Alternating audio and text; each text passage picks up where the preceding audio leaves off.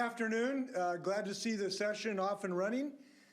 Some good progress, and I'm particularly want to talk today about a tremendous opportunity the legislature has this year to coordinate our response to homelessness, particularly in our rights of ways, in our highways, and our freeways, and our byways. We really need to give an adequate priority to those people who are encamped along our highways and our rights of way. The public is demanding this, and we have a bill that acknowledges all of these concerns and gets us solutions in months rather than years. And I'm joined today by local leaders who share this view that we need immediate action. I'm very pleased to see an amended version of Senate Bill 5662 advance. It's on its way to the Senate Ways and Means Committee. I propose this bill because our homelessness crisis, it is a sad reality, and we know that it affects every part of our state. And it really does demand urgent action in many ways.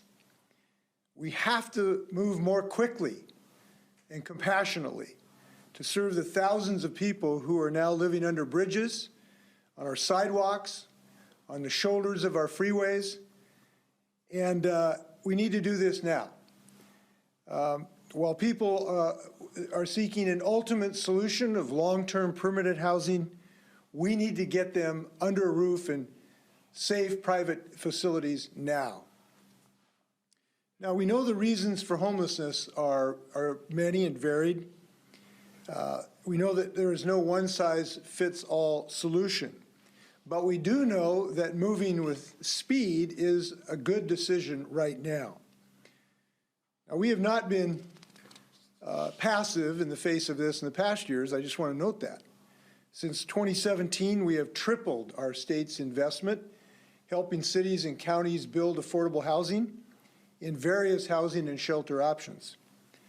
Over the last 3 biennia, the state has invested in the development of more than 9,600 affordable care and shelter units. Some of these are in service today, some of them are still under construction. But we know 9,600 is not enough. And that's why I'm proposing this year an additional $494 million in capital fund investments to acquire and build more units. So we have made significant investment, but obviously the problem has got worse. We know funding is crucial, but funding is not enough to move quickly against this urgent situation. As more units are built, it begs the question, how do we work with local governments to get people into them in a compassionate, meaningful, and coordinated manner? So the team this legislation would create will help local jurisdictions with prioritizing some of these units that will be brought online to help people move who are today encamped on our right-of-ways towards permanent housing.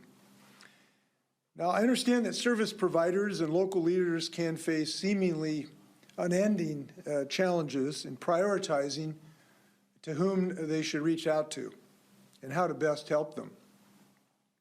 They do know their communities best, and they are extraordinarily dedicated to this work. They are compassionate people. But we in state government have a stewardship responsibility for our rights of way and a moral obligation to people who are today living in squalor along our rights of way.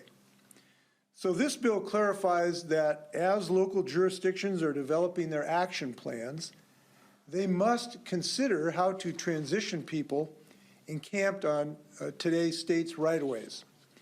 This legislation does not prescribe how local jurisdictions do this, nor does it authorize sweeping people out for no reason and no place to go. But with record numbers of shelter and housing opportunities becoming available, we need to do more to be more coordinated in our approach across jurisdictions to respond to these challenges and the challenge that these encampments pose both to the individuals and to the public at large, as well as public access to the areas that do belong and are expected to be used by the public. Certainly that includes our roads. So we need, the people in the state need to see action this year in our communities. We know that a moral society is one that helps those most in need, and we are not meeting that need at the moment. It is a moral choice and a right choice to transition people out of these encampments, and we have come to accept this as too commonplace. We need to act. We're not seeing enough progress. This bill will give us a tool to accelerate this so that we find solution in months rather than years and decades.